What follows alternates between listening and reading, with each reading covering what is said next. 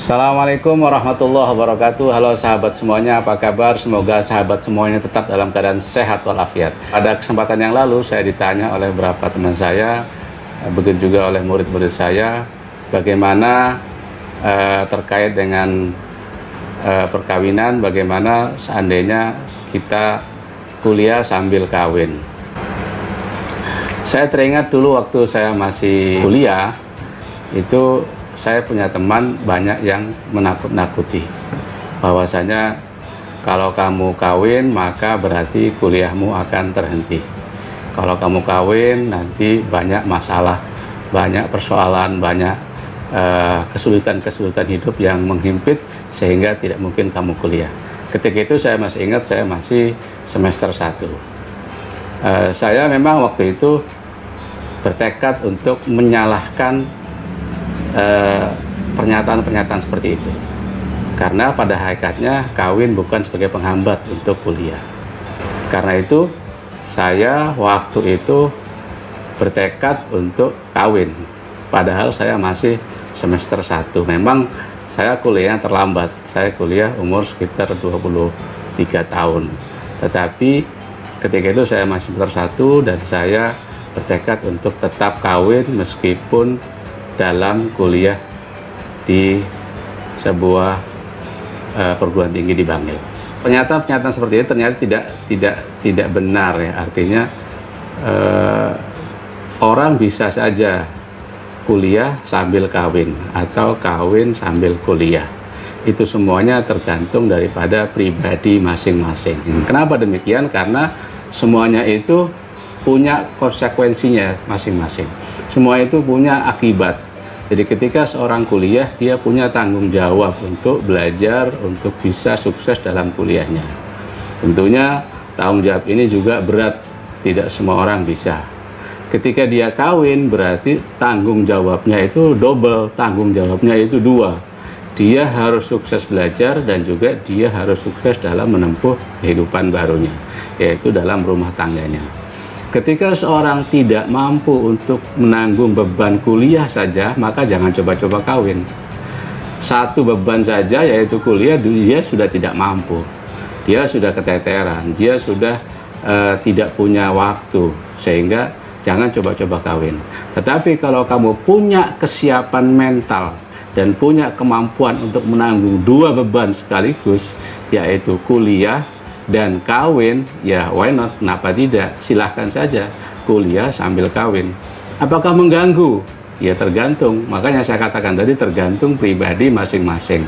Kalau orangnya itu dia punya kemampuan, punya kesiapan mental yang kuat, dia bisa kuliah dan juga dia bisa kawin, ya silahkan, bisa insya Allah. Tapi kalau tidak, ya berarti dia tidak punya kesiapan. Jangan coba-coba, karena nanti akan menjadi masalah.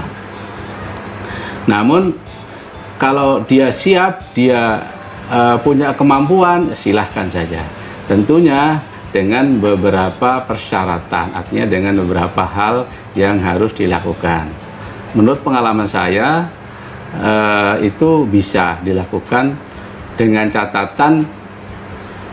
Yang pertama adalah pemilihan istri, dalam artian dia harus memilih istri yang mungkin lebih dewasa, istri yang sama-sama punya visi dan misi yang sama, istri yang siap untuk membantu suaminya, istri yang menjadi partner dalam kehidupannya, istri yang menjadi pendamping dalam suka maupun duka, istri yang menjadi partner dalam belajar. Jadi bukan hanya sekedar membangun rumah tangga, kemudian tidak memikirkan bagaimana istrinya, bagaimana kepribadiannya, bagaimana kedewasaannya. Itu justru sangat sulit nanti kalau tidak ada kesamaan visi dan misi dalam hal membangun rumah tangga. Jadi istri harus satu visi, satu misi, yaitu bagaimana membangun sebuah rumah tangga dari nol. Nah, di sini dibutuhkan sebuah kesiapan mental bahwa dia harus siap untuk susah. Jadi harus baik suami maupun istri harus siap untuk susah, harus siap untuk bekerja keras, membangun rumah tangga dari nol, dari tidak punya apa-apa, kemudian dia berusaha untuk bisa mempertahankan kehidupan rumah tangganya. Yang kedua adalah kesiapan untuk berwirausaha. Jadi karena ada tanggung jawab rumah tangga, dan rumah tangga itu harus mendapatkan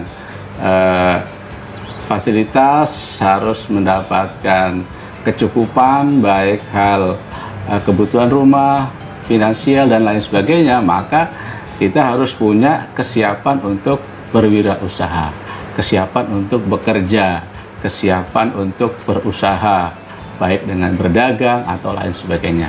Nah, di sini harus siap mentalnya. Artinya sudah tidak ada istilah malas, tidak ada malu, tidak ada takut, ya harus nekat. Karena kalau tidak begitu maka tidak akan bisa berwirausaha. Jadi bahwasanya kalau kita berdagang itu malu, merendahkan diri, itu harus tidak ada. Mental seperti ini harus ditiadakan kalau ingin berumah tangga. Jadi tidak ada malu, tidak ada malas, tidak ada takut rugi, takut ketipu, tidak ada, harus bondo nekat. Jadi itu baru bisa orang sambil kuliah dan berumah tangga. Kemudian juga harus punya tekad mandiri. Jadi jangan tergantung dengan orang tua. Jadi harus siap secara mental bahwa dia tidak tergantung sama orang tua. Kalau masih tergantung sama orang tua, jangan coba-coba kawin.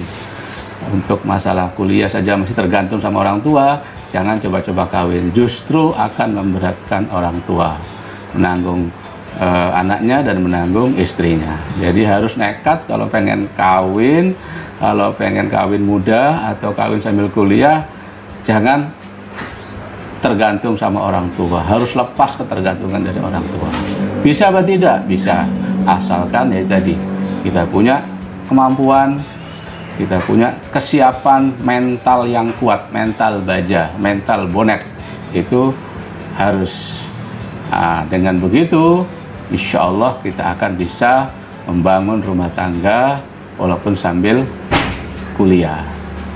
Saya dulu masih ingat ketika saya baru semester 1 dan saya bertekad untuk kawin, ya jelas sangat serba pas-pasan. Saya masih ingat dulu waktu itu gaji saya juga tidak terlalu banyak, ya.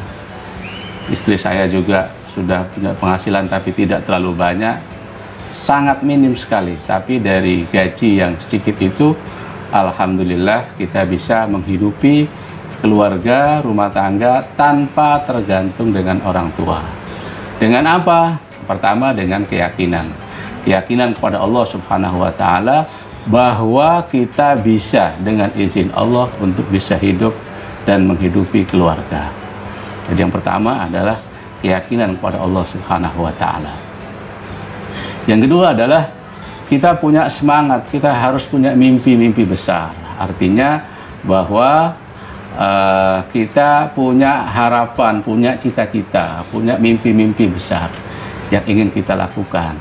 Saya masih ingat dulu ketika saya masih baru berumah tangga, itu saya tulis di kamar saya, bahkan di atas, di tembok dekat kamar tidur saya, dan saya tulis di situ, saya ingin menjadi ini, ingin menjadi ini, ingin menjadi ini, 1, 2, 3.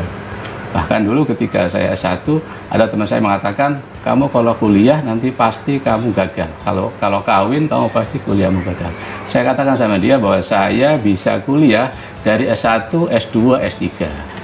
Alhamdulillah dengan izin Allah itu semua yang terjadi. Saya bisa sampai S3 walaupun dengan jarak waktu yang agak lama. Artinya apa? Bahwa mimpi-mimpi kita kalau kita yakini dan kita kejar dengan usaha keras, itu pasti terjadi. Dan itu saya rasakan dan saya alami sendiri, dan sekarang terbukti. Jadi hampir semua yang tertulis di tembok waktu itu semuanya terbukti.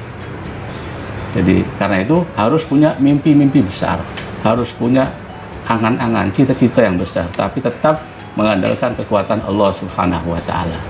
Jadi harus punya keyakinan bahwa kita mampu, kita bisa dan izin Allah. Kedua, punya mimpi-mimpi yang besar. Kemudian yang ketiga, usaha keras. Usaha keras, usaha cerdas, usaha ikhlas.